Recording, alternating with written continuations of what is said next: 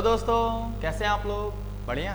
मैं हूं Prince sir और आप सभी का स्वागत करता हूं अपने छोटे से प्यारे से चैनल बूम बूम फिजिक्स पर। तो दोस्तों, मैं आपको बताना चाहता हूं कि बहुत सारे लोगों को प्रॉब्लम यहां होती है जब आप 12th क्लास में पढ़ते हो कि कोचिंग जा रहे हैं, सर पढ़ा रहे हैं, हम कॉपी में नोट कर रहे हैं, समझ कुछ नहीं आ रहा, चैप्टर्स खत्म होते गए, भार बढ़ता गया और जैसे अक्टूबर नवंबर आता है ऐसा लगने लगता है कि अब तो याद करना असंभव हो गया। अब तो पीछे वाली सारी चीज़ें इतनी ना ज़्यादा पढ़ाई हो गई ना कि अब रिवीजन करने में बनेगा नहीं। और आखिरकार हम टीचर के पास जाते हैं और बोलते हैं सर गेस देम नो।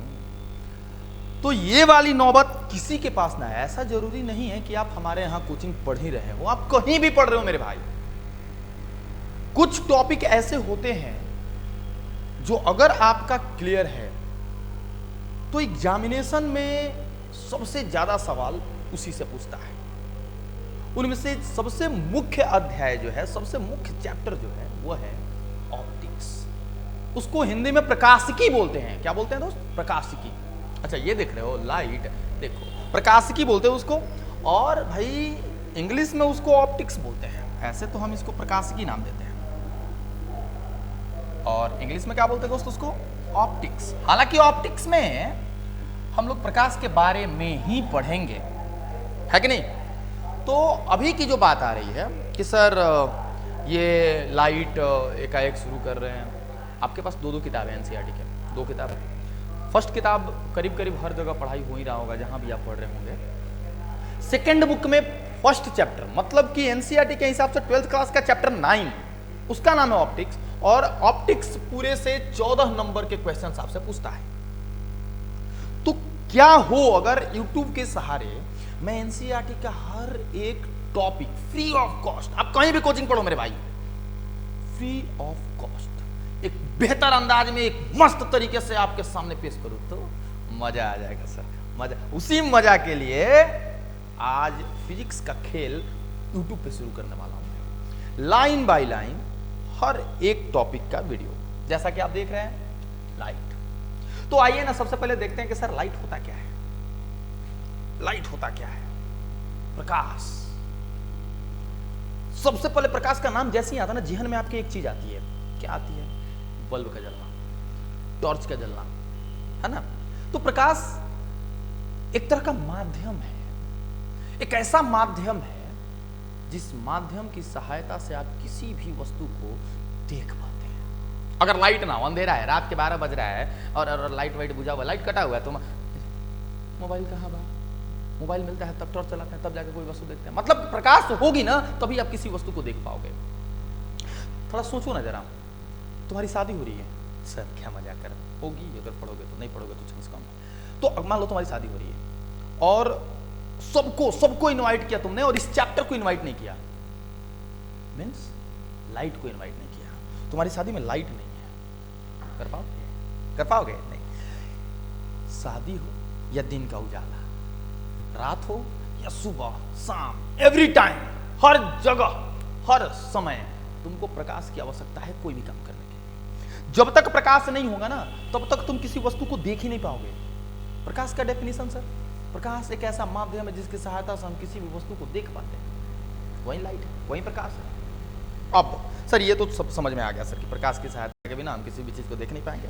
थोड़ा और दूसरे शब्दों में अगर बात करें हम तो प्रकाश एक ऊर्जा है। प्रकाश क्या है सर? ऊर्जा। ऊर्जा का है।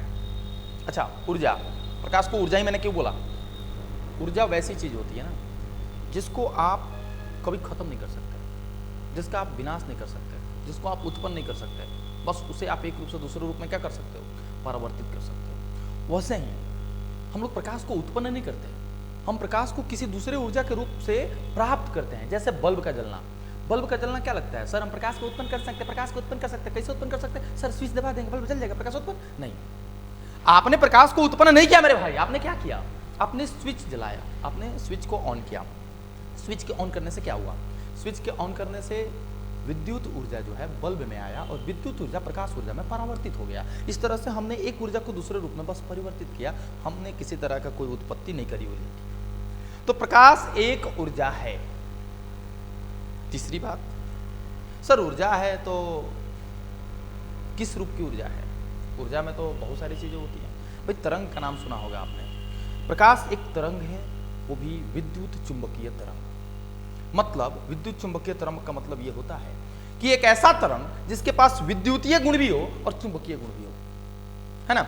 विद्युत वाला भी गुण होगा, चुंबक वाला भी गुण होगा, दोनों गुण मिक्सअप होकर ये तरंग बनता है, इसीलिए हम इसको बोलते हैं विद्युत चुंबकीय तरंग। अब सर इन तरंगों को दो माध्यमों में बांटा गया है। एक वे तरंग होते हैं जिनको चलने के लिए माध्यम की आवश्यकता होती है, दूसरे ऐसे होते हैं जिनको चलने के लिए माध्यम की आवश्यकता बिल्कुल नहीं होती है।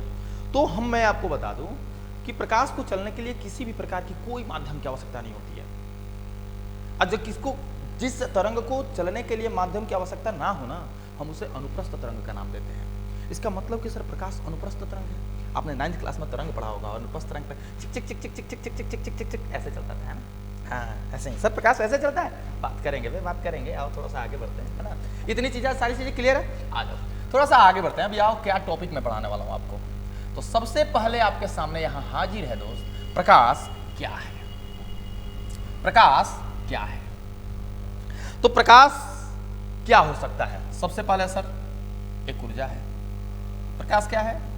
एक ऊर्जा। कॉपी कलम निकाल लेना दोस्त और नोट्स बनाना भी शुरू कर देना है, मजा आएगा, पक्का मजा आएगा, है ना। प्रकाश क्या है सर? एक ऊर्जा है। अच्छा, दूसरा सर प्रकाश क्या है सर? जब ऊर्जा है, ऊर्जा के रूप में हम तरंग के बोल सकते। प्रकाश एक विद्युत चुंबकीय तरंग है। प्रकाश क्या दोस्त? एक विद्युत चुंबकीय तरंग है। इसे चलने के लिए किसी माध्यम की आवश्यकता नहीं होती है, और जब किसी चीज को चलने के लिए माध्यम की आवश्यकता ना हो ना, तो वो वही तरंग हो सकती है। पता है कौन? अनुप्रस्थ। अनुदैर्घ्य तरंग भी होता है, लेकिन अनुदैर्घ्य तरंग को चलने के लिए माध्यम की आवश्यकता होती है ना। जैसे अनुदैर्घ्य तरंग में आप ध्वनि तरंग की बात कर सकते हैं, है ना। ध्वनि तरंग जैसे कि अगर हवा ना हो, कोई माध्यम ना हो ना, तो ध्वनि को एक जगह से दूसरे जगह तक पहुंचाया ही नहीं जा सकता। समझ गए बात? अच्छा, तो प्रकाश क्या है सर? एक अनुप्रस्थ तरंग के बारे में भी हम इसको डिस्कस कर सकते हैं। अनुप्रस्थ तरंग, इतनी सारी चीजें। अब सर प्रकाश के पास क्या विशेष प्रॉपर्टी होती है, प्रकाश के पास क्या गुण होता है, प्रकाश को कैसे कैसे स्पेशलाइजेशन हम देख सकते हैं। जैसे समझ लो कि इस ब्रह्मांड में प्रकाश से ज्यादा कोई तेज चलता नहीं है। इस ब्रह्मांड में प्रकाश से ज्यादा तेज कोई चलता नहीं है। उसका क्या होता है? देखो उसकी चाल, प्रकाश की चाल जो होती है ना निर्वात में, 3 × 10⁸ मीटर पर सेकेंड, मतलब कि 3 लाख। कितना? 3 लाख। ऐसा 2,99,792 2,99,792 किलोमीटर प्रति सेकंड के स्पीड से चलता है। तो हम लोगों ने क्या किया कि एवरेज निकाला और वहां पे अप्रॉक्स 3 × 10⁸ मीटर प्रति सेकंड की स्पीड से प्रकाश चलती है। अब जब ये प्रकाश चलती है ना मेरे भाई, अच्छा सर 3 × 10⁸ मीटर पर सेकंड, इसका अंदाजा सर नहीं लगा सकते कि कितना तेज है ये। इतना तेज है ना कि अगर इस स्पीड से तुम चलने लगो ना, तो 1 सेकंड में पृथ्वी के 7.5 चक्कर लगा सकते हो। आया मजा? क्या कर सकते हैं सर? इतना के स्पीड से अगर तुम चलने लगो ना, इतना के स्पीड से 3 लाख मीटर पर सेकंड से, तो इतना समझ लो कि 1 सेकंड में तुम पृथ्वी के 7.5 चक्कर लगा सकते हो। इतना तेज है ये, इतना। ओके सर, अब तो ये समझ में आ गया सर कि प्रकाश क्या होती है। प्रकाश जो होता है सर बहुत तेज चलता है, और उसका स्पीड जो होता है, उसका चाल जो होता है 3 × 10⁸ मीटर प्रति सेकंड के आसपास होती है। कुछ और खास बातें हैं जो मैं आपको बताऊंगा। खास बात और सर, सारे 10th क्लास में आप पढ़ के आए हो कि हमेशा सरल रेखा में गति करता है। कहाँ गति करता है? सरल रेखा में गति करता है। इधर उधर गति नहीं करता, कभी टेढ़ा गति नहीं करेगा, हमेशा कैसे गति करता है? सरल रेखा में गति करता है। ये सब प्रॉपर्टीज के रूप में आप नंबरिंग देके लिखते जाना। और क्या उसके पास प्रॉपर्टी होती है सर? देखो ना, तरंगों को बहुत सारे भागों में बांटा गया है उसके तरंग दैर्घ्य के आधार पर। जैसे आपने सुना होगा अल्ट्रावायलेंट रेज, है ना, यूवी रेज जिसका नाम है, जो सूर्य के प्रकाश की किरणों से निकलता है और डायरेक्ट आपके अगर चमड़ी वगैरह पे पड़ेगा तो बहुत हानिकारक होती है। आगे पढ़ाएंगे भी उसको। बहुत सारी तरंगें होती हैं, लेकिन प्रकाश तरंगों में हम केवल उन्हीं तरंगों को देख पाते हैं जो दृश्य तरंगें होती हैं। मतलब कि हम केवल उन तरंगों को देख पाते हैं जो दृश्य तरंगों में आती हैं। और दृश्य तरंग क्या होता है सर? दृश्य तरंग क्या होता है? जिसका तरंग दैर्घ्य 4000 एंगस्ट्रॉम से लेकर 7800 एंगस्ट्रॉम के बीच में होता है। और यही वो वेवलेंथ है, वही वो तरंग दैर्घ्य है जिसके बीच में हमारी आंखें जो है ना डिटेक्ट कर पाती हैं कि आपको यही कलर दिखना है।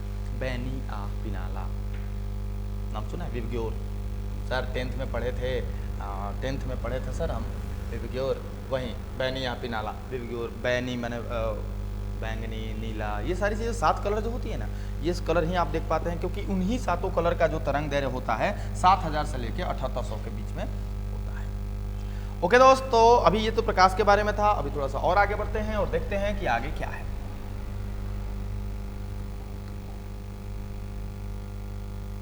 Okay, so the second topic is प्रकाश का परावर्तन। प्रकाश का बहुत सारा गुण होता है, जिसमें प्रकाश का एक गुण में यह भी आता है कि प्रकाश परावर्तित होता है। प्रकाश का परावर्तन का मतलब क्या हुआ सर? आपने बहुत सारी चीजें देखी होंगी, जैसे हाथ में टॉर्च ले लो और हाथ में टॉर्च लेने के बाद उसे किसी आईना पे, किसी शीशा पे ऐसे टॉर्च जला दो। जब जलाओगे ना तो ऐसा लगेगा जैसे कि आपका ही आंख चमक रहा है। कोई भी सरफेस हो, जैसे सपोज कर लो कि यहाँ पे मैंने एक सरफेस ले लिया, आपको मुख्यतः ऐसा सरफेस लेना ना ज्यादा चिकना हो। चिकना सरफेस ज्यादा परावर्तित करता है। हमने पीछे से इसको पेंटेड कर दिया है ना, आईना देखो ना, आईना पीछे से वो होता है, कोटेड होता है, और आगे वाला सरफेस जो होता है ना चिकना होता है। अब हमने क्या किया ना दोस्त, हमने किया ये कि हमने एक प्रकाशीय किरण को यहां से लिया और इस पे भेजा। यह यहां पे टकराता है और टकराने के बाद, टकराते समय देखो क्या होता है, जब कोई प्रकाशीय किरण यहां टकराता है, हम इसको आपतित किरण बोलते हैं। हम इसको क्या बोलते हैं सर? आपतित किरण, हम इसको बोलते हैं आपतित किरण। जब ये प्रकाशीय किरण इस सतह से टकराती है तो कुछ प्रकाश इस सतह के द्वारा अवशोषित कर ली जाती है। कुछ प्रकाश को यह सतह अपने में ऑब्जर्व कर लेता है, और कुछ सतह जो ऑब्जर्व नहीं हुआ, जो बच गया, वो वापस उसी माध्यम में लौट जाता है। यानी कि यहां तक ये आपतित किरण आई, यहां पे आपतित हुई, और अब यहां पर कुछ किरण जो है अवशोषित हो गई और बाकी शेष किरणें वापस चली गई, मतलब ये परावर्तित किरण है। ये परावर्तित किरण है। और ये जो मैं एक लाइन ड्रॉ कर रहा हूं दोस्त, ये मैं जो लाइन ड्रॉ कर रहा हूं, इसको मैं नाम देता हूं अभिलंब। इसको हम लोग अभिलंब बोलते हैं, इसको हम लोग नॉर्मल बोलते हैं। अच्छा दोस्त, ये देखो जरा, यहां पे आप कोण देख रहे हैं, इसको आई बोल लो, ये आर बोल लो। इसको बोलते हैं आपतन कोण। इसको क्या बोलते हैं? आपतन। और इसको बोलते हैं परावर्तन, है ना दोस्त? अच्छा, अभी ये जो फोटो आप देख रहे हो ना, इस फोटो में जो प्रक्रियाएं आपको दिख रही हैं कि प्रकाश का आना, किसी सतह से टकराना, टकराने के बाद कुछ प्रकाश सतह द्वारा अवशोषित कर लिया जाना, और उसके बाद शेष किरणों को वापस उसी माध्यम में भेज देना, ये पूरी प्रक्रिया प्रकाश का परावर्तन कहा जाता है। नॉर्मल सा डेफिनेशन है। अब सर आपको कुछ देखने को मिलेगा, मैंने जो प्रकाश सर भेजा था, है ना, और जो यहां टकराने के बाद जो प्रकाश गया, अब बताओ तीव्रता किसकी ज्यादा होगी? यहां पे जो प्रकाश आया उसका कुछ अंश यहां अवशोषित कर लिया गया और शेष प्रकाश भेजा गया, मतलब कि यहां के बाद ये प्रकाश कमजोर हो गया होगा। ये वाला जो प्रकाश है वो उसकी तीव्रता अधिक है, और ये वाली जो प्रकाश है उसकी तीव्रता कम होगी। तो प्रकाश के परिवर्तन में एकमात्र ऐसा चीज है जो बदलता है, वो है प्रकाश की तीव्रता। समझ रहे बात को? प्रकाश की तीव्रता, इस बात को थोड़ा सा आप ध्यान देंगे। प्रकाश की तीव्रता एकमात्र ऐसी चीज है जो परावर्तन में परिवर्तित होती है, बदलती है। और सारी चीजें से, जैसे प्रकाश का वेग, अरे भाई यहाँ भी हवा में था, यहाँ भी हवा में था, यहाँ भी प्रकाश का वेग 3 × 10 के पावर 8 है, यहाँ भी प्रकाश का वेग 3 × 10 के पावर 8, ये तो नहीं बदली, तो प्रकाश का वेग नहीं बदलेगा। अब यहाँ भी वही प्रकाश है, यहाँ भी वही प्रकाश है, तो उसका तरंग दैर्घ्य भी नहीं बदलने वाला, तरंग दैर्घ्य भी नहीं बदलने वाला, आवृत्ति वगैरह कुछ नहीं बदलने वाली। बदलने वाली है सिर्फ तो सिर्फ कौन? तीव्रता। याद रखिएगा इस बात को। ना ही प्रकाश का वेग बदलता है, ना ही तरंग दैर्घ्य बदलता है, ना ही उसका आवृत्ति बदलता है, कुछ नहीं बदलता। बस प्रकाश के परिवर्तन में बदलता है, तो कौन बदलता है? सिर्फ उसकी तीव्रता। और ये आपने जो भी देखा इसको आप नोट कर सकते हैं। प्रकाश का परिवर्तन का डेफिनेशन सर, तो प्रकाश का परिवर्तन का डेफिनेशन आप ऐसे लिख सकते हैं कि जब कोई प्रकाशीय किरण किसी परावर्तक सतह पर, जैसे ये आपने जो रेड कलर का यहाँ पे देख रहा है, इसको हम लोग बोलते हैं परावर्तक सतह, जिस पर प्रकाश टकराती है ना, उसी को बोलते हैं हम लोग परावर्तक सतह। जब कोई प्रकाशीय किरण किसी परावर्तक सतह से टकराती है तो उस दौरान कुछ प्रकाशीय किरण उस सतह द्वारा अवशोषित कर ली जाती है, शेष प्रकाशीय किरण को उसी माध्यम में वापस लौटा दिया जाता है उस सतह द्वारा। इसी प्रक्रिया को प्रकाश का परावर्तन कहा जाता है। आप इसको कॉपी में नोट कर सकते हैं। नोट करने के बाद आप इस फोटो को बना सकते हैं। अब देखिए सर फोटो बना लिए, फोटो बन गया, ओके। चलिए अब मैं आपको कुछ मुख्य बातें बता दूं। इस प्रकृति में होने वाली सभी घटनाएं ना कुछ नियम पर आधारित होती हैं। ये प्रकाश का परावर्तन भी कुछ ना कुछ नियम पर आधारित होता है। और ये प्रकाश के परावर्तन के दो नियम होते हैं। प्रकाश के परावर्तन के नियम, प्रकाश का परावर्तन का, और ये कितने होते हैं? दो। प्रकाश के परावर्तन के क्या नियम होता है? दो। बड़ा खूबसूरती से इसको देखेंगे हम लोग। सबसे पहले चीज कि सर आपने प्रकाश के परावर्तन में एक चीज दिखाया कि एक सतह आया, मैं छोटा बनाऊंगा थोड़ा सा, यहाँ पे छोटा मैं बनाऊंगा थोड़ा सा दिखाने के लिए। ये आपतित किरण था सर, यहाँ से हमने लंब डाला था सर, ये परावर्तित किरण था सर। अच्छा अभी देखो क्या होता है ना, प्रकाश की किरण जैसे आप ऐसे टॉर्च चलाते हो ना, ऐसे जमीन पर खचाक, तो जब ये जाएगा ना ऐसे निकलेगा। मतलब कि ये आपतित किरण, ये परावर्तित किरण, ये अभिलंब, ये तीनों के तीनों एक ही तल में होंगे। ऐसा नहीं कि ऐसे आपतित किरण आई और परावर्तित किरण इधर चलेगी, ना ना ना ना, प्लेन नहीं बदलेगी। मतलब कि यहां पर जो आपतित किरण, परावर्तित किरण और यह अभिलंब तीनों के तीनों जो होते हैं ना एक ही तल में होते हैं। हमारा पहला नियम वही है। पहला नियम क्या है? आपतित किरण, अभिलंब एवं परावर्तित किरण एवं परावर्तित किरण तीनों एक ही तल में होते हैं, एक ही तल में होते हैं। ये दोस्त हमारा पहला नियम है। प्रकाश के परावर्तन का पहला नियम, आपतित किरण, अभिलंब एवं परावर्तित किरण तीनों एक ही तल में होते हैं। किसी भी हालत में, किसी भी अवस्था में, किसी भी तरह का परावर्तक सतह आप ले लीजिए, ये तीनों अपना तल नहीं बदलेंगे। मैंने यहां पर जो तल लिया है वो समतल है। कहे ना आप ऐसा ले लो, इस तरह का आप तल ले लो, और इस तरह का तल लेने के बाद इस पर प्रकाश का परावर्तन देखते हैं जरा। अच्छा यहाँ पे प्रकाशीय किरण आएगी, फिर ये देखो यहाँ जाएगी, और यहाँ पर भी प्रकाश का परावर्तन अपना नियम जो है ना पालन करेगा। यहाँ पे अगर आप भेजते ना, ऐसे जाता और फिर ऐसे चला जाता, यहाँ भी आई और आर आपस में बना, सॉरी यहाँ आपतन कौन, ये परावर्तन। इस प्रकार से आप किसी भी तरह का सतह ले लीजिए, प्रकाश के परावर्तन जहां भी होगा वहां पर आपतित किरण, अभिलंब और परावर्तित किरण तीनों जो होंगे एक ही तल में होंगे। तो ये प्रथम नियम था हमारा। आइए दोस्त दूसरा नियम इसका देखते हैं। प्रकाश का परावर्तन का जो दूसरा नियम होता है ये भी बड़ा खूबसूरत होता है, और आप देख लेंगे। ये यहां से प्रकाश की किरण आई, ये यहां टकराई, और टकराने के बाद सीधे इधर की ओर चली गई, है ना दोस्त, आप देख रहे हैं। ओके, ये है सर आई, ये है सर आर, है ना सर। ओके सर, सर आपने बोला था इसको आपतन कोण। जी सर बोला था हमने, और है भी, ऐसा नहीं है कि अभी पहले बोला था है। यह है परावर्तन कोण। ये क्या है? परावर्तन कोण। आपको 10th क्लास में याद होगा कि हमेशा आपतन कोण और ये परावर्तन कोण आपस में क्या होते हैं? बराबर होते हैं। और सबसे बड़ा दूसरा नियम यही है दोस्त कि आई और आर आपस में क्या हो जाएंगे? बराबर हो जाएंगे। तो प्रकाश के परावर्तन का दूसरा नियम क्या है सर? कि हमेशा प्रकाश के परावर्तन में आपतन कोण और परावर्तन कोण दोनों आपस में बराबर होते हैं। समझ रहे बात? तो ये तो आसान है। आपतन कोण, परावर्तन कोण के बराबर होता है। कि क्या होता है दोस्त? बराबर होता है ना। आपतन कोण परावर्तन कोण के बराबर होता है, और ये हमारा है प्रकाश के परावर्तन का दूसरा नियम। सर प्रकाश का परावर्तन क्लियर। अभी कुछ चीजें और मैं दिखाऊंगा। प्रकाश के ये हो गया ना, नोट कर लिया? यस हो गया। ओके, अभी देखो, अभी मैं आपको एक टर्म से इंट्रोड्यूस कराऊंगा। वो टर्म है विचलन। खूबसूरत टर्म है विचलन।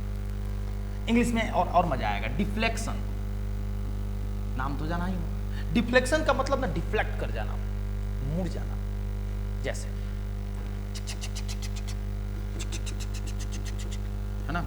ये सतह और ये खूबसूरत प्रकाशीय किरण आई। ये खूबसूरत प्रकाशीय किरण का नाम है आपतिता किरण, किरण तू है मेरी किरण। अच्छा देखो तो, अगर मैं कहूं कि अगर ये दर्पण न होता तो ये प्रकाशीय किरण किधर जाती, तो तुम बोलते सर टक टक टक टक टक टक टक टक टक इधर जाती। सर जाती ना भाई? हाँ सर जाती। तो प्रकाशीय किरण अगर ये दर्पण नहीं होता तो ये चला जाए, लेकिन दर्पण होने के कारण ये प्रकाशीय किरण चली गई, चली गई ना। ये प्रकाशीय किरण जाती इधर, लेकिन यहां दर्पण होने के कारण से मुड़ गई इधर। ये देखो, ये इसका अलग वाला, ये पहले वाला पथ है भाई मेरे, ये इसका प्रारंभिक पथ है। ये कौन पथ है दोस्त? ये है इसका प्रारंभिक पथ, और ये है इसका अंतिम पथ, मतलब ये परिवर्तन के बाद का पथ। तो ये प्रारंभिक पथ और ये परिवर्तन के बाद का पथ। अभी देखो पहले ऐसे जाता लेकिन अब मुड़ गया, तो विचलन कितना हुआ? ये जो आप देख रहे हैं ना दोस्त, ये है विचलन, और इसको हम लोग थीटा से रिपोर्ट करेंगे। यही है हमारा विचलन, और इसको बोलते हैं विचलन कोण। इसको क्या बोल देंगे? विचलन कोण, इस थीटा को। सर ये विचलन कोण कैसे निकलेगा? टक टक टक टक टक टक टक टक टक एकदम आराम से निकलेगा। सर देखो तो कैसे निकालते हैं, देखो बड़ा आसान। बड़ी खूबसूरत हो, देखो ध्यान से देखो भाई, ध्यान से देखो, ध्यान हटा, दुर्घटना घटा। अभी तो कुछ दूसरे हालात में वीडियो में बना रहा हूँ, क्योंकि मैंने कल प्रॉमिस कर रखा था। हमारा कंडीशन ये जो जैसा कि आप लोग जानते थे कैमरा लगाने वाला, और अभी बेचारा जो क्या बोलते उसको टेक्नीशियन है ना, वो टेक्नीशियन रक्षाबंधन में चला गया है राखी बंधवाने। और अभी आज का वीडियो जो होगा ना क्वालिटी में हो सकता है कि नेक्स्ट वीडियो जो आपका डाला जाए उसके कंपेरिजन में थोड़ा सा हल्का होगा, लेकिन जैसा कि मैंने प्रॉमिस किया था हालात कैसे भी हो हम आपका साथ जरूर देंगे। आ जाइए, ये आप देखिए, ये देख रहे हैं आप? जी सर देख रहे हैं। अभी अगर मैं कहूँ कि ये पूरा का पूरा एंगल बताओ तो तुम क्या कहोगे? सर मैं बोलूँगा कितना, 180। और ये तीन कोण, ये पूरा कोण मिलाने में तीन कोण मिले हैं, आई भी है, आर भी है और थीटा भी है। मतलब सर जी आई को, आर को, थीटा को सबको जोड़ूंगा मैं तो मुझे मिलेगा 180। मिलेगा ना? मिलेगा सर। नहीं समझ आया? ये देखो, I R theta, I R theta 180 है ना? ओके सर, आई और आर तो परिवर्तन के नियम से बराबर होते हैं, तो क्यों ना हम आई की जगह पे आई, आर की जगह पे भी आई और प्लस में थीटा दे दे सर, बराबर में 180 दे दे सर। दे दो ना, किसने रोका? तो थीटा बराबर सर 180 का 180 और आई प्लस आई 2i, माइनस में इधर कर देते 2i, किसने रोका है? ये देखो विचलन कोण का फार्मूला तुम्हारा हो गया कि नहीं हो गया? अगर प्रकाश के परिवर्तन में तुमको विचलन कोण निकालना हो तो 180 माइनस 2i कर देना मेरे दोस्त।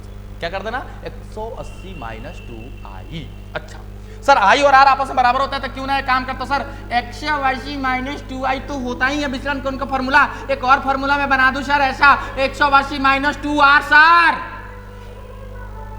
हो जाएगा सर। सर आपने आवाज क्यों कहते? साला बाहर गाना बजा रहा है सर। चलो थीटा बराबर 180 माइनस 2i भी हो सकता है, थीटा बराबर 180 माइनस 2r भी हो सकता है। ऐसा क्यों सर? क्योंकि आई और आर आपस में क्या होते हैं? बराबर होते हैं, है कि नहीं? क्लियर है? जी सर। तो विचलन कोण क्लियर मेरे भाई? विचलन क्या होता है पहले समझ लो। विचलन कोण क्या होता है? प्रकाश का परावर्तन में, परावर्तन होने के पहले आपतित किरण की दिशा अलग होती है, और परावर्तन होने के बाद परावर्तित किरण की दिशा अलग होती है। अब आपतित किरण की दिशा और परावर्तित किरण की दिशा दोनों के बीच के कोण को आप विचलन कोण बोलते हो। ये आपतित किरण है ना, तो ये रहा आपतित किरण की दिशा, ये परावर्तन के बाद ये परावर्तित किरण की दिशा, और ये आपतित किरण और ये परावर्तित किरण के बीच का जो कोण बनता है दिस इज कॉल्ड विचलन कोण। और विचलन कोण का हर जगह थीटा से नहीं दिखाते हैं, मैं आपको बता दूं, कहीं कहीं इसको डेल्टा से भी दिखाते हैं, कहीं कहीं नहीं, 90% जगहों पर डेल्टा से दिखाया जाता है। तो सर हम लोग थीटा लिखेंगे डेल्टा, कोई लिख लो, डेल्टा भी लिख सकते हो, थीटा भी लिख सकते हो। क्लियर दोस्त? बहुत बढ़िया। तो आइए दोस्त, प्रकाश के परिवर्तन के बाद कुछ और चीजें देखते हैं। जैसे कुछ और चीजें देखो ना, कहीं कहीं तुमको कोई चीज इंट्रोड्यूस करेगा किताब वगैरह में, जैसे पहला किरण, तू हाँ कर या ना कर, है ना किरण। आओ किरण की बात करते हैं। अरे ओ किरण, किरण क्या होता है? हमने टॉर्च जलाया, देखो ये टॉर्च है, ये क्या है? टॉर्च। और इस टॉर्च से अभी हम जलाने वाले हैं क्या? आग नहीं, लाइट। ये देखो ये देखो, अरे वाह, ये टॉर्च जला है ना। तो देखो प्रकाश जैसे ही निकलता है ना, यहां से निकला और ये यहां गया, टक टक टक टक टक। तो प्रकाश द्वारा निश्चित समय में एक जगह से दूसरे जगह तक जाने में जो दूरी तय करता है ना प्रकाश, किसी निश्चित समय में एक जगह से दूसरे जगह तक जाने में जो दूरी तय करता है, उसी को हम लोग बोलते हैं प्रकाशीय किरण या प्रकाश किरण। प्रकाश किरण। और प्रकाश किरण का सबसे खास बात कि उसमें आगे की तरफ एक तीर का निशान बना होता है। यह तीर का निशान प्रकाश की दिशा बताती है कि प्रकाश एनिए जाता। यह तीर का निशान क्या बताता है? प्रकाश की दिशा। तो भैया इसको बोलते हैं किरण। एक रेखा और आगे की ओर तीर का निशान दिख गया तो समझ जाना कि ये हम प्रकाश की बात कर रहे हैं, प्रकाशीय किरण की बात कर रहे हैं। किसकी बात करें? किरण की। अब सर टॉर्च से किरण एगो निकलती है का? टॉर्च से तो पूरा रेल के निकलता है जी, टॉर्च से कैसे निकलता है देखिए, बात को समझिएगा, फील कीजिएगा। सर इसमें बहुत सारा प्रकाशीय किरण है, बहुत सारा किरण है, और जब बहुत सारा किरण एक साथ मिल जाएगी ना, मार के मुआ देगी आपको। बहुत सारा किरण जब मिल जाएगा ना तो देखिए क्या होता है, उसको बोलते हैं किरण पुंज। क्या बोलते हैं? किरण पुंज। समझिएगा, beam of light, beam of light. भैया जब बहुत सारी किरण एक साथ मिल जाए, आप इसको ऐसे बोल सकते हो, किरणों के समूह को किरण पुंज कहा जाता है नॉर्मल भाषा में। क्लियर है किरण पुंज? कोई डाउट नहीं है? ओके सर, बढ़िया सर। आइए तो फिर प्रकाश के परावर्तन, किरण, ये सारी चीजें क्लियर होने के बाद अभी कौन सा टॉपिक है, उस टॉपिक पर थोड़ा सा हम लोग ध्यान देते हैं। आ जाओ दोस्तों। टक टक टक टक टक टक। ओहो सवाल है सर। ओके सर, देख लेते हैं सवाल भी, सवाल भी देख लेते हैं। आ जाओ सर, मजा आ जाएगा फिर तो। प्रकाश का परावर्तन संभव है या सत्य है समतल दर्पण के लिए, उत्तल दर्पण के लिए, अवतल दर्पण के लिए, सभी परावर्तक सतह के लिए। मैंने एक शब्द का प्रयोग किया था कि प्रकाश का परावर्तन करना है तो आपको एगो परावर्तक सतह चाहिए। मैटर नहीं करता कि वह परावर्तक सतह कैसा है। परावर्तक सतह अगर बढ़िया रहेगा, जैसे चिकना रहेगा, तो परावर्तन खूब बढ़िया होगा। खूब बढ़िया परावर्तन का मतलब क्या है सर? खूब बढ़िया परावर्तन का मतलब ये है कि प्रकाशीय किरण को वो ज्यादा अवशोषित नहीं करेगा। जैसे ऐनक, ऐनक पे लाइट दबा मारोगे ना तो जितना जाता है ना उसका थोड़ा सा लॉस होता है, बाकी सब वापस आ जाता है। लेकिन गोबर पबर भी नो सब सूख, यानी कि वो अच्छा परावर्तक सतह नहीं है। तो यहाँ पे देखिए परावर्तक सतह होना चाहिए, तो हर जगह प्रकाश का परावर्तन संभव है। मतलब कि सर समतल दर्पण पर भी संभव है, उत्तल दर्पण पर भी संभव है, अवतल दर्पण पर भी संभव है। हालांकि सर ये है क्या, आगे हम आपको पढ़ाएंगे अभी इसी वीडियो में। लेकिन संभव कहाँ कहाँ है? सभी परावर्तक सतह पर। किसी भी तरह का परावर्तक सतह हो भाई मेरे, प्रकाश का परावर्तन पॉसिबल है। तो याद रखिएगा, प्रकाश का परावर्तन सभी तरह के परावर्तक सतह पर पॉसिबल होता है। ओके सर, आगे सर। अच्छा ये देखो सवाल पढ़ो, प्रकाश का परावर्तन में आपतन कोण, आगे पढ़ो, अपवर्तन कोण के बराबर होता है। ना ना ना ना, अपवर्तन कोण का तो नाम ही नहीं लिया मैंने। परावर्तन कोण से बड़ा होता है, ची ची ची, ऐसा भी नहीं बोला मैंने। परावर्तन कोण के बराबर होता है, ची ची ची ची ची ची ची, यही होगा सर। आपने बोला था कि आई जो होता है वो आर के बराबर होता है। ऐसे पलटिए मत, आप नहीं बोला था, हम अपने से थोड़ी बोल रहे हैं। इसको आपने आई बोला था, इसको आपने आर बोला था, और आपने चिल्ला चिल्ला के बोला था सर कि आई जो होता है आर के बराबर होता है। मैंने नहीं कहा था सर अपने से।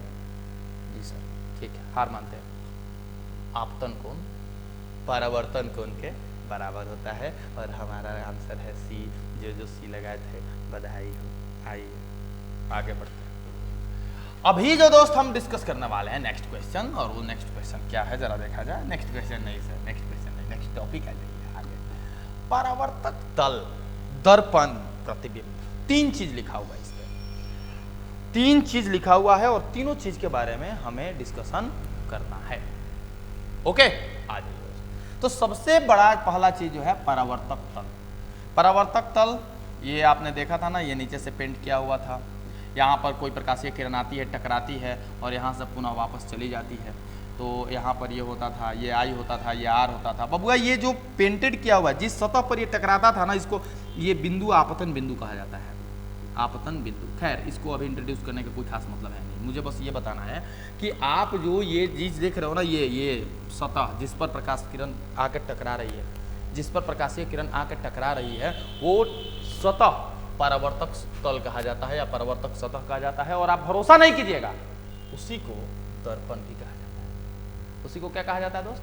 दर्पण भी कहा जाता है। यानी कि परावर्तक तल और परावर्तक सतह और दर्पण एक ही है, जिस पर आप जैसे ऐनक हो गया तो आप उसको भी परावर्तक सतह बोल सकते हो। आपके सामने दीवार है तो दीवार को भी आप परावर्तक सतह बोल सकते हो। बस आप कहाँ लाइट को आपतित करा रहे हो, कहाँ पर लाइट को टक्कर करा रहे हो, वो चीज मैटर करता है, वही परावर्तक तल होगा। जैसे हम किसी आदमी के शकल पे टॉर्च जलाते हैं तो उसका शकल है ना परावर्तक सतह। आप सर उसको दर्पण बोल देंगे, ऐनक बोल देंगे, नहीं नहीं नहीं नहीं नहीं, सारे परावर्तक सतह दर्पण नहीं कहे जाएंगे, है ना।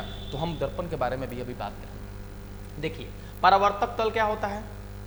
वह सतह जहां पर प्रकाशीय किरण आपतित हो और वहां से पुनः परावर्तित हो जाए, माने जिस सतह पर प्रकाश का परावर्तन संभव हो वह सतह परावर्तक सतह कहलाता है। साधारणतः सारे परावर्तक सतह को करीब करीब हम लोग दर्पण बोलते हैं। अब बात आता है कि सर दर्पण पे भी विचार डालिए। दर्पण वहीं जहां जहां प्रकाश का परावर्तन संभव होता है।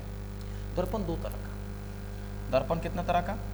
दो तरह का। एक दर्पण गोलीय दर्पण, एक दर्पण गोलीय दर्पण। गोलीय दर्पण पहले नहीं लिखते हैं, पहले वो लिखते हैं हम लोग समतल दर्पण। पहले क्या लिखते हैं दोस्त? समतल दर्पण। और दूसरा लिखते हैं हम लोग गोलीय दर्पण। जैसा कि नाम है वैसा ही काम है। समतल दर्पण का मतलब ये होता है मेरे प्यारे दोस्त कि समतल होगा एकदम ऐसे सीधा, एक पीछे का या कोई भाग पेंट किया जाएगा और सामने वाला भाग पेंट नहीं होता, इसको बोलते हैं परावर्तक सतह। समझ गए बात को? ये ऐसे, और ये जो होता है ना दोस्त गोल होता है। इसको बीचे बीच फाड़ दो, इसको क्या कर दो ना, बीचे बीचे फाड़ दो। जब इसको बीचे बीचे फाड़ोगे ना तो ये दो भाग में बटेगा, एक हई वाला हिस्सा हेने, हई वाला हिस्सा हेने। अगर तुम इसको पेंट कर देते हो तो ये उत्तल दर्पण हो जाएगा। समझिएगा बात को? अगर तुम जो दबा हुआ भाग है, जो धंसा हुआ भाग है, उसको पेंट कर देते हो तो ये उत्तल दर्पण हो जाएगा। और अगर तुम बाहर निकला हुआ सतह को पेंट कर देते हो तो वो अवतल दर्पण हो जाएगा। पहचानने का सबसे आसान तरीका, पहचानने का सबसे आसान और खूबसूरत तरीका, अगर धंसा हुआ भाग पेंटेड है, पेंट है, धंसा हुआ भाग पेंट है, उत्तल दर्पण। दर्पण में एक भाग पेंट जरूर रहता है, ऐसा कोई दर्पण नहीं होता जिसमें कोई भाग पेंट ना हो, पेंट होना ही है। तो जिसमें अंदर वाला धंसा हुआ भाग पेंट हो उत्तल दर्पण, और जिसमें ये बाहर वाला भाग जो है पेंट हो वो अवतल दर्पण, है ना। यहाँ पे देखो सर, इसका कोई भाग धंसा हुआ नहीं है। मतलब ऐसे बोल सकते हैं सर कि समतल दर्पण में किसी कोई भी भाग वक्र नहीं होता, कोई भी भाग वक्र नहीं होता, लेकिन इसमें दोनों भाग वक्र हैं। आइए बारी बारी से डिस्क्रिप्शन करते हैं। तो सबसे पहले मैं समतल दर्पण के बारे में बात करूंगा आपसे। आइए समतल दर्पण के बारे में बात करते हैं। समतल दर्पण क्या है? अगर मैं समतल दर्पण के बारे में बात करूं तो ये होता है प्लेन मिरर। अंग्रेजी में क्या बोलते हैं इसको? Plane mirror. देखिए ना ऐसे। सबसे खूबसूरत बात कि अगर तुम इसको गोला में बदलना चाहते हो तो ये एक ऐसा गोला का भाग होगा जो इतना बड़ा होगा ना कि आप सोच ही नहीं सकते। ये कभी वक्र ही नहीं होगा, ऊपर नीचे। कहोगे कि नहीं गोला में ही बदलिए इसको, तो जब हम गोला में बदलेंगे तो एक ऐसा गोला में बदलेंगे ना जिसकी त्रिज्या अनंत होगी। जिसकी त्रिज्या क्या होगी? अनंत होगी। तो सवाल में आता है कि समतल दर्पण की वक्रता त्रिज्या, समतल दर्पण की वक्रता त्रिज्या। तो तुम एकदम बोल देना कि सर पहला नंबर कि ये तो किसी गोले का भाग है नहीं कि इसका वक्रता त्रिज्या होगा। और अगर आप जोर जबरदस्ती करिएगा, कहिएगा कि नहीं गोला में बदलबे करो, तो हम इसको एक ऐसा गोला में बदल देंगे जो आप कभी खींच नहीं पाएंगे। तो कहेंगे कि कैसे? हम कहेंगे कि ऐसा गोला खींचिए जिसका वक्रता त्रिज्या अनंत हो, त्रिज्या अनंत हो। तो आप एकदम खटाक से इसे बोलना कि समतल दर्पण का वक्रता त्रिज्या जो होता है कितना होता है? अनंत होता है। और आपको मैं बाद में प्रूफ करूंगा कि वक्रता त्रिज्या और फोकस दूरी में अंतर होता है। फोकस दूरी क्या होता है वो भी बाद में समझ में आएगा। वक्रता त्रिज्या का आधा होता है, और जब इन्फिनाइट का आधा कितना होगा? धत्तरी का इन्फिनाइट होगा। तो चाहे तुमसे समतल दर्पण की वक्रता त्रिज्या पूछे और चाहे तुमसे समतल दर्पण की फोकस दूरी पूछे, दोनों के दोनों क्या हो जाएगा? अनंत हो जाएगा। क्लियर है मेरे दोस्त? ओके, चलिए सर, ये तो था हमारा समतल दर्पण। समतल दर्पण में और भी चीजें देखेंगे, लेकिन ये वाला जो चीज है ना थोड़ा सा गोलीय दर्पण में भी देख लेते हैं, क्योंकि उससे रिलेटेड सवाल बहुत पूछता है ना। आ जाओ सर, आपने बोला था कि ये एक हो गया, और आपने बोला था ये एक हो गया। इस वाले को सर आपने बोला था धंसा हुआ भाग जो पेंट होगा वो उत्तल दर्पण होगा। जी सर, हमने बोला था उत्तल दर्पण।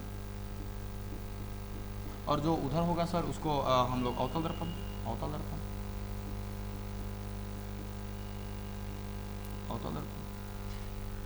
अब देखो जरा, अगर हम इसको गोला में बदलना चाहें, टक टक टक टक टक टक टक टक टक टक टक, अगर हम इसको गोला में बदलना चाहें तो ये इधर होगा, और देखो ये हो गया हमारा एक प्रधान अक्ष। ये क्या हो गया दोस्त? प्रधान अक्ष। इसको जो दर्पण है आपका, इसको हम लोग बोलते हैं एपर्चर, द्वारक, है नाम है ए, है नाम है बी, हयो नाम है ए, हयो नाम है बी, और ये जो ए बी है ना, ये दर्पण की लंबाई होती है और इसको हम लोग बोलते हैं द्वारक। द्वारक का जो एकदम हम एक लाइन लेते हैं और द्वारक को बीचे बीच काट देते हैं। यहाँ पे देखो, इसको पी नाम दे देते हैं और इसको भी हम एगो नाम दे देते हैं पी, और यहाँ से भी एगो लाइन खींच देते हैं। इसको बोलते हैं ध्रुव, इसको क्या बोलते हैं? ध्रुव। और इसको भी हम लोग नाम देते हैं इस पी को ध्रुव, है ना, जो द्वारक को एकदम बीच से कटे। और जो प्रधान अक्ष, सॉरी, जो ध्रुव को काटते हुए एकदम जाए, ये जो ध्रुव का काटते हुए जा रहा है जो, इसको हम लोग बोलते हैं प्रधान अक्ष, इसको बोलते हैं प्रधान अक्ष। इसको भी बोलते हैं हम लोग क्या? प्रधान अक्ष। ये भी है दोस्त हमारा प्रधान अक्ष। अब देखो जरा ध्यान से, प्रधान अक्ष आप देख लिए, अगर हम इस गोले की बात करें तो इसकी त्रिज्या ये होगी, इसकी त्रिज्या जो होगी दोस्त ये होगी। और आप देख रहे हैं कि अगर आप इसको मूल बिंदु मानेंगे तो मूल बिंदु से ये लेफ्ट में है, और मूल बिंदु से लेफ्ट में आप जानते हैं ना कि वो चीजें निगेटिव हो जाती है। तो देखो अवतल दर्पण में जो तुम्हारा वक्रता त्रिज्या, इसके बारे में बाद में हम चर्चा करेंगे कौन क्या कहलाता है। मेरा जो मोटो है अभी बताने का वो ये है कि आप जब इसका वक्रता त्रिज्या निकालोगे तो वक्रता त्रिज्या इसका मूल बिंदु से लेफ्ट साइड में आएगा, और मूल बिंदु से लेफ्ट साइड में आएगा तो हमेशा वो क्या मिलेगा आपको? निगेटिव मिलेगा। मैथ्स में पढ़े होगे ना, मैथ्स में पढ़े होगे ऐसे टुक टुक, इसके इधर जाइएगा तो पॉजिटिव, इसके इधर जाएगा तो निगेटिव, इसके ऊपर जाएगा पॉजिटिव, इसके नीचे जाएगा निगेटिव, ऐसा मिलता है।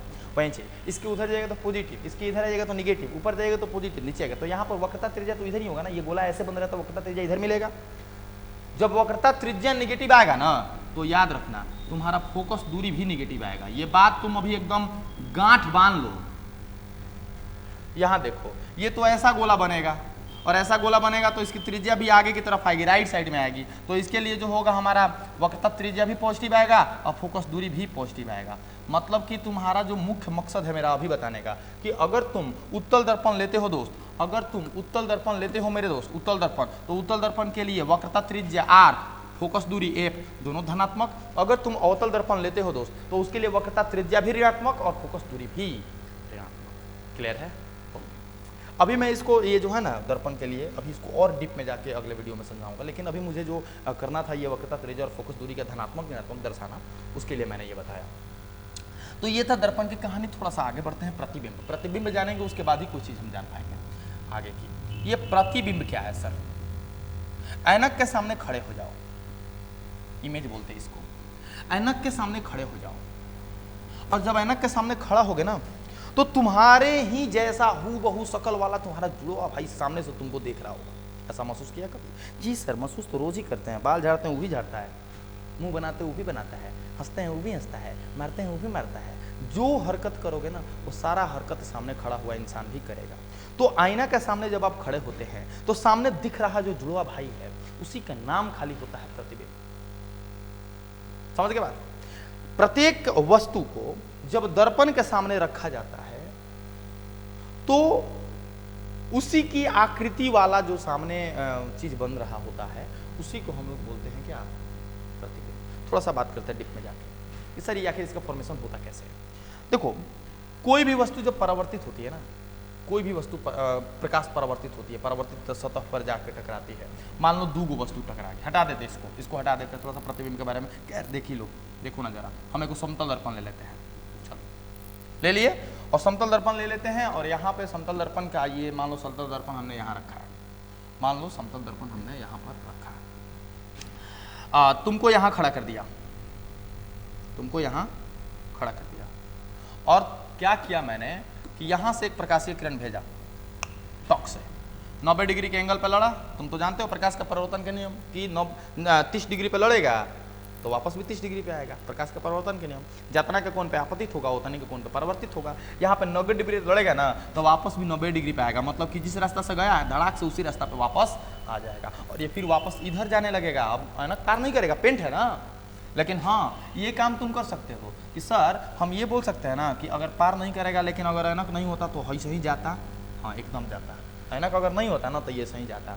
दूसरा किरण को एक काम करते हैं, दूसरा किरणवा को हम ऐसे भेज देते हैं टू, तो ये सर जितना का कोण पे ये किया आई उतना ही के कोण पे टू, उतना ही कोण पे यार सर एगो हेने जाए लगल आ एगो हेने जाए लगल, ये कभी कटेंगे नहीं।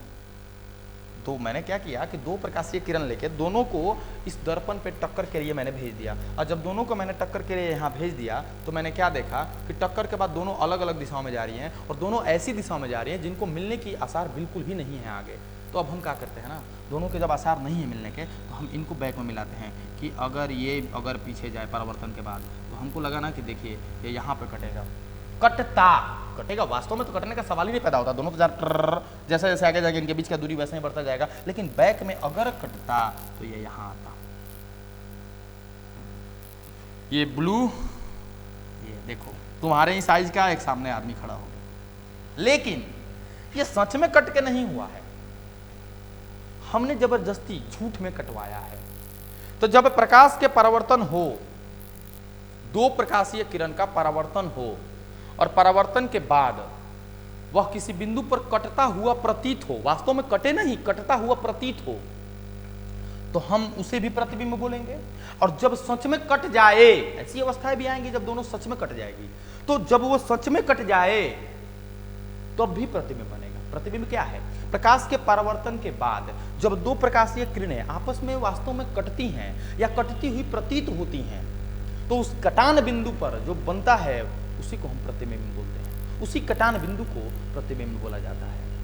अब प्रतिबिंब को मैंने दो भाग में बांट दिया कि सर वास्तव में कटेगा तो कुछ और बोलेंगे, और कटता हुआ लगेगा जैसे यहां बरियारी कटा है इसको और बोलेंगे। जब कटता हुआ लगेगा ना तो इसको बोल देना आभासी प्रतिबिंब है। ये कौन प्रतिबिंब है?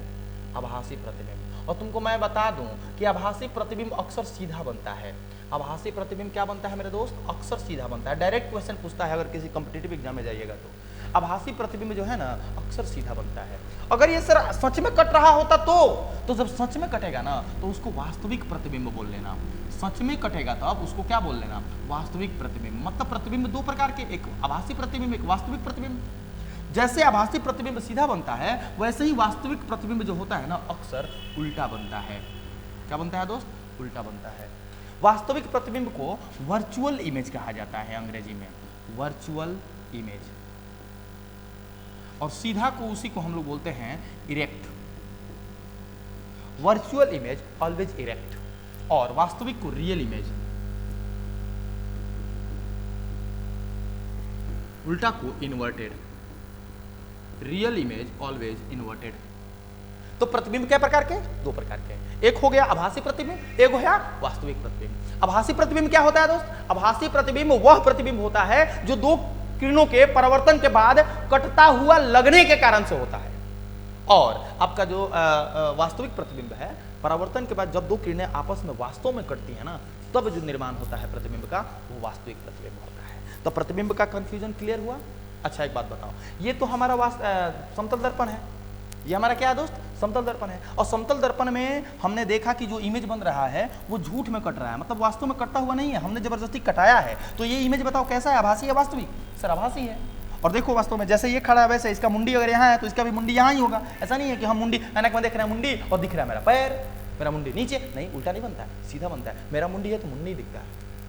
तो अगर तुमसे पूछे कि आभासी समतल दर्पण के द्वारा कैसा प्रतिबिंब बनता है तो तुम्हारा जवाब क्या होगा? कि सर सच में नहीं करता है, करता हुआ लगता है। इसका मतलब कि समतल दर्पण हमेशा आभासी प्रतिबिंब बनाता है, और आभासी प्रतिबिंब हमेशा सीधा बनते हैं, इसीलिए समतल दर्पण द्वारा बना हुआ प्रतिबिंब आभासी एवं सीधा होता है। क्लियर है दोस्त? बढ़िया सर। आइए सर केवल इसी के द्वारा बताइएगा, इसको और भी बाद में रिपीट करेंगे कि उत्तल दर्पण से कैसे बनता है, अवतल दर्पण से कैसे बनता है। प्रतिबिंब निर्माण एक अलग टॉपिक लेके ही हम आएंगे। अभी फिलहाल थोड़ा सा हम आगे बढ़ते हैं, इस टॉपिक को क्लियर करते हैं और देखते हैं कि इस पर आधारित प्रश्न और क्या क्या है। आप देखिए दोस्त, अरे यार ये तो सवाल आ ही गया। देखो, समतल दर्पण से बना प्रतिबिंब होता है, कैसा होता है? आभासी होता है, वास्तविक होता है, कभी आभासी कभी वास्तविक, या कोई नहीं। आपके सामने सीधा सा सवाल है सर, अभी अभी देखा हमने कि जो समतल दर्पण होता है उससे जो किरणें टकरा के वापस जाती हैं तो हम लोग को पीछे जाके डॉट डॉट डॉट करके ज़बरदस्ती मिलाना पड़ता है, और जब ज़बरदस्ती मिला के हम लोग इमेज बनाते हैं तो वो हमेशा आभासी होता है, मतलब कि वास्तविक संभव नहीं है, कभी भी वास्तविक नहीं होगा। और इस पर हमारे पास सीधा और सरल आसान सवाल है, आभासी प्रतिबिंब। क्लियर है दोस्त? बढ़िया सर, आगे देखते हैं, आगे देखते हैं। देखो ऐसे सवाल मज़ेदार होते हैं, अगर आपने ढंग से पढ़ा है ना तो मज़ेदार ही लगेंगे, है ना। अगला वीडियो तो फाड़ के बनाएंगे, अगला वीडियो तो एकदम फाड़ के करेंगे हम लोग, थोड़ा सा हम लोग अपना टेक्नीशियन बुला के और भी चीज़ें स्मूथ कर लेते हैं और मज़ा आएगा, एकदम बता देते हैं। समतल दर्पण की वक्रता, ओहो समतल दर्पण, इसकी वक्रता त्रिज्या कितनी होती है? अभी अभी मैंने बताया कि अगर तुम इसको गोलों में बदलना चाहो ना, अगर तुमसे कोई कहे ना कि इसको गोला में बदल दो तो हम बोलेंगे आप ही बदल लो, हम आइडिया दे देते हैं, वो बोलेंगे आइडिया दे दो। तो आप बोलो उसको कि सर इसको गोला में बदलना तो एक ऐसा गोला बनाओ ना, एक ऐसा गोला बनाओ जिसकी त्रिज्या हो ना इनफिनाइट हो। बनाते रह जाएगा, वादा करते हो, खींचते रह जाएगा, उसका त्रिज्या इनफिनाइट करने के लिए संभव नहीं है बनना, है ना। इसका मतलब कि सर ये समतल दर्पण की वक्रता त्रिज्या कितनी बोलोगे? धड़ाक से बोलेंगे हम ये इनफिनाइट। सर फोकस दूरी कितना बोलोगे? धड़ाक से बोलेंगे इनफिनाइट बाई 2, क्योंकि r बाई 2 होता है। आपको ये प्रूफ करूंगा मैं आगे वाले टॉपिक्स में, f equal to r by 2, माने जो फोकस दूरी होता है ना वक्रता त्रिज्या की आधी होती है। तो r अगर इनफिनाइट है तो फोकस भी हमारी कितनी हो जाएगी मेरे दोस्त? इनफिनाइट हो जाएगी, है ना। तो यहाँ पे देखो धनात्मक, no no no no no no no no, ऋणात्मक एकदम नहीं, एकदम नहीं, एकदम नहीं, शून्य, अरे सवाल ही नहीं पैदा होता। क्लियर है? ओके सर नेक्स्ट, ओहो नेक्स्ट देखते हैं 7 के बाद। ओहो अच्छा देखो दोस्त, समतल दर्पण से 4 सेंटीमीटर की दूरी पर रखा वस्तु का प्रतिबिंब बनता है। मैंने क्या बोला था? यह समतल दर्पण है। खास बात है, देख लेना आप कि अगर आप इससे 4 सेंटीमीटर की दूरी पे कोई वस्तु को रख देते हो, अभी आपने देखा जो फोटो बनेगा ना दोस्त वो उसी साइज का बनेगा। पहला नंबर तो जितना लंबे आप हो गए ना ऐनक में उतना ही लंबा फोटो आपका बनता है। मतलब अगर आप 2 मीटर के हो तो 2 मीटर का, और ऐनक से अगर आप दूर जाइएगा, अभी हम आपको गति पढ़ाएंगे, ऐनक से गति पढ़ाएंगे कि आप समतल दर्पण की तरफ दौड़िएगा तो आपका प्रतिबिंब कैसे दौड़ेगा, ये सारी चीज़ें अगले वीडियो में आपको देखने को मिलेंगी। अभी इतना समझ लीजिए कि अगर ऐनक से आप 2 मीटर की दूरी पे खड़े हैं और आप ऐनक में अपना फोटो देखना चाह रहे हैं तो आपका फोटो भी ऐनक से 2 मीटर की दूरी पे ही होगा। यहाँ पे बोल रहा है कि समतल दर्पण से 4 सेंटीमीटर की दूरी पर वस्तु रखा हुआ है, मतलब दर्पण से आप कितनी दूरी पे खड़े हैं? 4 सेंटीमीटर। आपका फोटो कितनी दूरी पे खड़ा होगा? Of course 4 centimetre. जितना दूरी पे वस्तु आप रखिएगा वस्तु का प्रतिबिंब भी दर्पण से उतनी ही दूरी पर बनेगी। हमारा आंसर क्लियर है? ओके, ये बढ़िया बढ़िया कंपटीशन में आता है, सो आप इसको ध्यान में रखिएगा। अगला सवाल क्या है सर? ओहो डम डम डिगा डिगा, मौसम भीगा भीगा, बारिश हो रही बात। उत्तल दर्पण की फोकस दूरी होती है। उत्तल दर्पण कैसा होता है? उत्तल दर्पण सर वो होता है ना जिसमें धंसा हुआ भाग पेंट होता है ना। और धंसा हुआ भाग, अगर हम कहें कि इसको गोला में बदल दो तो आप गोला बदल दोगे ऐसे और ऐसे हो जाएगा। देखो ये मध्य बिंदु और इसकी त्रिज्या जो होगी ये होगी। ऐसा देखने से क्लियरली दिख रहा है कि जो वक्रता त्रिज्या है इसकी मूल बिंदु से दाएं भाग में है और मिल बिंदु से जो भी दाएं भाग में होता है सारे के सारे धनात्मक होते हैं। तो इसकी वक्रता त्रिज्या सीधी आपको दिख रही है और वो होगी पॉजिटिव और यहाँ पर धनात्मक। देखो अच्छा सर ये वक्रता त्रिज्या है ना, वक्रता त्रिज्या पूछ दे रहा फोकस दूरी, तो फोकस दूरी तो वक्रता त्रिज्या की आधी होती है, आगे आप पढ़ेंगे भी। तो यहाँ पर जब वक्रता त्रिज्या धनात्मक तो फोकस दूरी भी धनात्मक, ऋणात्मक होने का, शून्य होने का, इनफिनाइट होने का कोई सवाल पैदा नहीं होगा। ठीक है? ओके दोस्त आइए अभी बात करेंगे हम लोग क्वेश्चन नंबर 10 की। और क्वेश्चन नंबर 10 है हमारा कि अवतल दर्पण की फोकस, तेरी की वैसा ही सवाल है, इसमें उभरा हुआ भाग पेंटेड होता है और अगर इसको कहे कि कोई गोला बदल दीजिए तो हम ऐसे बदलेंगे। और देखो यहाँ पर जो भी त्रिज्या वगैरह होगी सब लेफ्ट साइड में होगी और जो भी लेफ्ट साइड में होती है ना दोस्तों सारे ऋणात्मक हो जाते हैं। तो यहाँ पर r हमारा सीधी सी बात है नेगेटिव हो जाएगा और r जब नेगेटिव हो जाएगा तो ये बराबर तुमने पढ़ा ही है 9th 10th क्लास में, ये r/2 नेगेटिव बाई 2 नेगेटिव ही होगा। तो हमारा फोकस दूरी भी क्या हो जाएगा? नेगेटिव ही हो जाएगा। तो ये नेगेटिव हमारा आंसर होगा, पॉजिटिव 0 और इन्फिनाइट होने का कोई सवाल नहीं पैदा होता। तो आते हैं अगले नेक्स्ट सवाल में, चैप्टर क्वेश्चन नंबर 11। अच्छा ये तो आपको मैंने लिखवाया भी होगा कि दृश्य किरणें ही हम अपनी आंखों से देख पाते हैं। हम अपनी आंखों से कौन किरणों को देख पाते हैं? केवल दृश्य किरणों को। और हमारी आंख में ये सेटिंग किया, भगवान एक इंजीनियर है, भगवान एक साइंटिस्ट है, उन्होंने ये सेटिंग किया हुआ है कि बेटा आप केवल उन्हीं तरंगों को देख पाओगे जिनकी तरंग दैर्घ्य जो है ना 4000 एंगस्ट्रॉम से लेके 7800 एंगस्ट्रॉम के बीच में होती है। मतलब सर हम केवल इसी को देख पाएंगे। हमारा ऑप्शन नंबर बी, मैंने ये डिस्कस कर रखा है आपके साथ, है ना। चलिए इसको भी ये सारे पॉज कर करके ना ये सारे क्वेश्चन कॉपी पे नोट करते जाइए आप लोग, सारे नोट करते जाइए। अच्छा सर आगे, हाँ आएगा मजा अभी। प्रकाश के परावर्तन में अपरिवर्तित होता है, इसमें कौन कौन सा चीज है जो प्रकाश के परिवर्तन होने के बावजूद भी चेंज नहीं होता? अपरिवर्तित, ध्यान देना, कितने लोग होते हैं ना इसको अपरिवर्तित को ध्यान नहीं देते, परिवर्तित दे देते हैं, है ना। तो देखो कौन कौन सा चीज अपरिवर्तित होता है, कौन कौन सा चीज परिवर्तित नहीं होता है। तो कौन कौन सा चीज परिवर्तित नहीं होता भाई, मैंने आपको बताया, सीधी बात मैंने बोला था, तीव्रता छोड़ के कुछ भी बदलेगा नहीं, तीव्रता छोड़ के कोई चीज नहीं बदलती है, वेग नहीं बदलता, आवृत्ति नहीं बदलता, तरंगदैर्घ्य नहीं बदलता, मतलब इसमें से सभी कोई ऐसा नहीं है जो बदलेगा, सारे के सारे अपरिवर्तित होते हैं। याद रखिएगा इस बात को कि तीव्रता बदलता है और वेग, आवृत्ति और तरंगदैर्घ्य ये तीनों नहीं बदलते, नहीं बदलते। आप याद रखो इसको, बोर्ड एग्जामिनेशन से ज्यादा ये कॉम्पिटिटिव एग्जामिनेशन में काम देता है तुम्हारा, है ना। तीव्रता जो है दोस्त नहीं बदलता है और ये बाकी तीनों नहीं बदलते हैं। तो हमारा आंसर कौन सा होगा? सब। क्लियर है? Okay. Question number 13, question number 13, question number जो हमारा 13 है कि प्रकाश के परावर्तन, तेरी की प्रकाश के परावर्तन में बदल जाती है। अभी मैंने बोला कि आवृत्ति बदल जाती है और आवृत्ति छोड़ के कुछ नहीं बदलती। आवृत्ति ढूंढो कहाँ है इसमें, सॉरी तीव्रता बदल जाती है और बाकी कुछ नहीं बदलती है। तो देखो यहाँ पे तीव्रता यहीं पे मिल जाती है भाई, ये तो तुरंत बदल जाएगी, बाकी सब कोई नहीं बदलेगा। प्रकाश के परिवर्तन में बदल जाती है, कौन बदल जाती है? तीव्रता बदल जाती है और बाकी की यहाँ पे जो भी चीज है वो नहीं बदलेगी, है ना। तो जो भी आज आपने टॉपिक दोस्त पढ़ा, उम्मीद है कि सारी की सारी क्लियर होंगी, कोई आपत्ति नहीं होगा। अगर कोई आपत्ति होता है, मैं जानता हूं कि ये वाला वीडियो जो जैसा मैंने सोचा था क्वालिटी के मामले में शायद वैसा ना हो, लेकिन आप लोग एक काम कर सकते हैं, इसको अगला वीडियो जो होगा हमारा बेहद शानदार होगा, इससे भी खूबसूरत होगा और भी मजेदार तरीके से पढ़ाएंगे।